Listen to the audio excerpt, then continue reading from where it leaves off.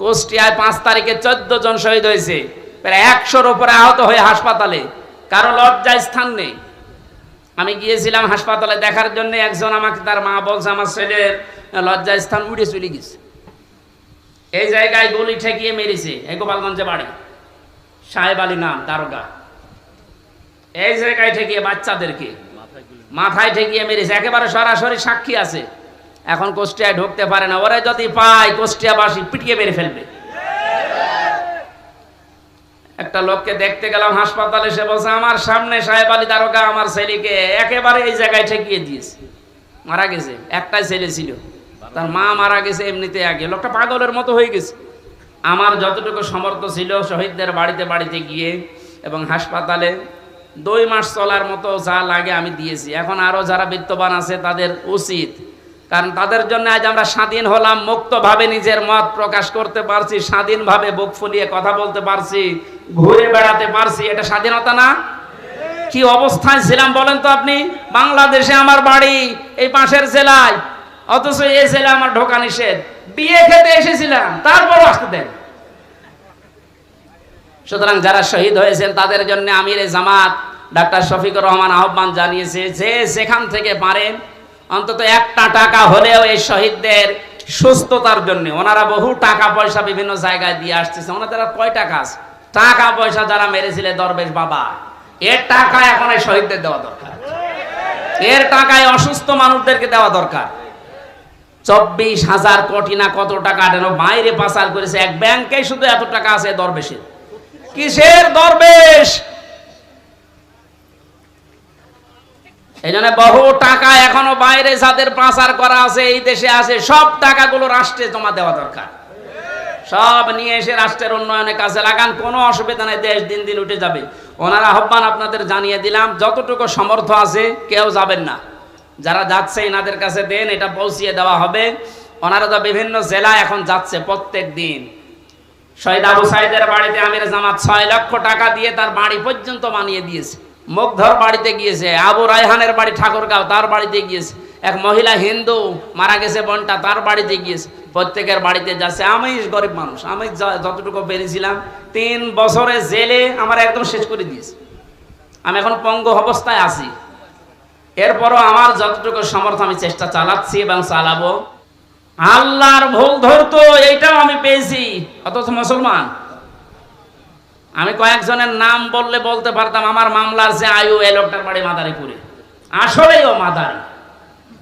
এই শয়তানটা আল্লাহর ভুল ধরতো, বলতো আল্লাহর এই কাজ করা ঠিক হয়। ওর ইমান আছে? আর ও মরে গেলে ওর জানাজা কিসের, ওর কবরে কিসের, ওর পুড়িয়ে ফেলা লাগবে। ওর নাম মিজানুর রহমান, তাতে কি? নাম তো সুন্দর নাম নিয়েছে, অথচ কাজ পুরো উল্টা।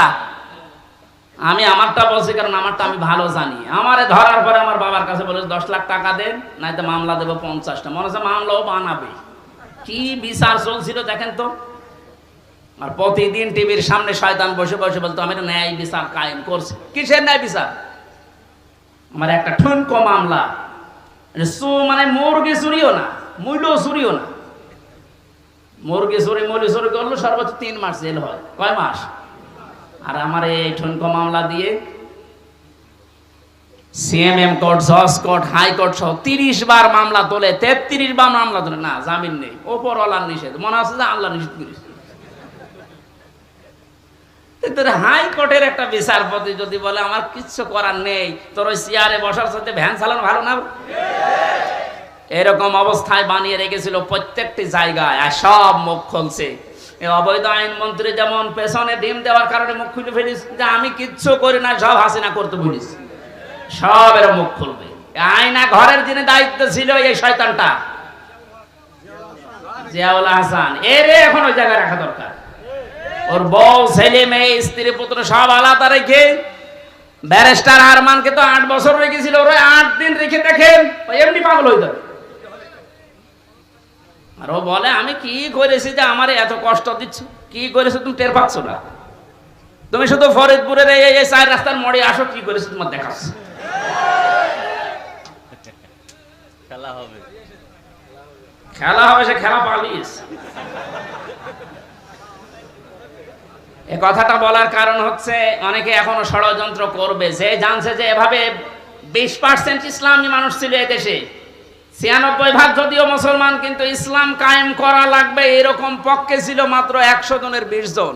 এই 5 তারিখ থেকে আজকের এই দিন পর্যন্ত জরিপ বেরিয়েছে 35 জন হয়ে গেছে। যদি আর একটু এভাবে যেতে যেতে 51 হয়ে যায়, এ দেশে ইসলাম কায়েম ঠেকাবে কার বাবার শক্তি আছে বল? এখন জালেমরা এ কথা, এই দৃশ্য দেখে বসে থাকবে? ওরাও চেষ্টা চালাচ্ছে, চেষ্টা চালিয়েও ব্যর্থ হচ্ছে বারবার। এখন আবার হিন্দুদের লাগিয়েছে, পারবে না, কোনো চেষ্টা সফল হবে না। কারণ এ দেশের বিজয় আল্লাহ, শুধু ছাত্রদের নাম বলছি, শুধু ছাত্রদের না, হাজার হাজার মজলুমের চোখের পানি এই বিদায়ের পেছনে লুকিয়ে আছে। আল্লাহ তুমি যেহেতু ঘোষণায় দিয়েছো যে ফিদিনিল্লাহি আফওয়াজা, দলে দলে মানুষ প্রবেশ করবে, তোমার সাহায্য যখন এসেছে, বিজয় যখন আমরা দেখতেই পেলাম, অন্তত দলে দলে তোমার বান্দাদেরকে ইসলামে তুমি প্রবেশ করাও। ফাসাব্বিহ বিহামদি রাব্বিকা ওয়াস্তাগফির। আল্লাহ বলেন এখন তোমাদের কাজ কি হবে? যখন দেখবে যে দলে দলে মানুষ প্রবেশ করছে, তখন কাজ হবে আল্লাহর হামদ করা, প্রশংসা করা। হামদ কি? আজ এই হামদ শব্দটা নিয়ে ভেজাল আছে। বাংলাদেশ, ভারত, পাকিস্তানের বিভিন্ন জায়গায় আল্লাহর হামদের নামে যত রকমের শিরক বেদাত হচ্ছে, এর নাম হামদ না। জিকির একটা প্রশংসা না? হামদ না? এই হামদকে নিয়ে আজ হাজারো মানুষ শিরক বেদাতের ভেতরে লিপ্ত হয়ে গেছে, এ জেলাতেও আছে। সুতরাং আপনাদেরকে আমরা আহ্বান জানাবো, আল্লাহর হামদ যেভাবে করা লাগে প্রশংসা, ঠিক ওইভাবে করেন। আল্লাহর আইন প্রশংসা করা, এটা আল্লাহর সবচাইতে বড় হামদ। কথা বলুন। এর ভেতরে 500 আইন আছে। কয়টা? এটা যদি এদেশে প্রতিষ্ঠিত হয়ে যায়, আল্লাহর হামদ তখন কার্যকর হবে। আস্তাগফির, ইস্তেগফার করা লাগবে। ইস্তেগফার আর তাওবা এক জিনিস নয়। কেউ যদি সব সময় শুধু আস্তাগফিরুল্লাহ আস্তাগফিরুল্লাহ আস্তাগফিরুল্লাহ পড়তে পারে, তাহলে তার টেনশন আল্লাহ নিজের থেকে দূর করে দেয়।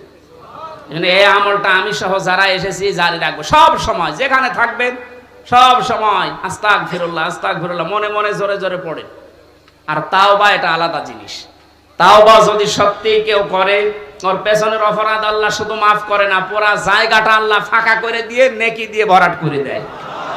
এই জন্য ইন্নাহু কানা তাওয়াবা, অবশ্যই আল্লাহ তাওবা কবুলকারী। আমরা এই বিজয় পেয়ে, এই সাহায্য পেয়ে আমরা যেন উশৃঙ্খল হয়ে না যাই।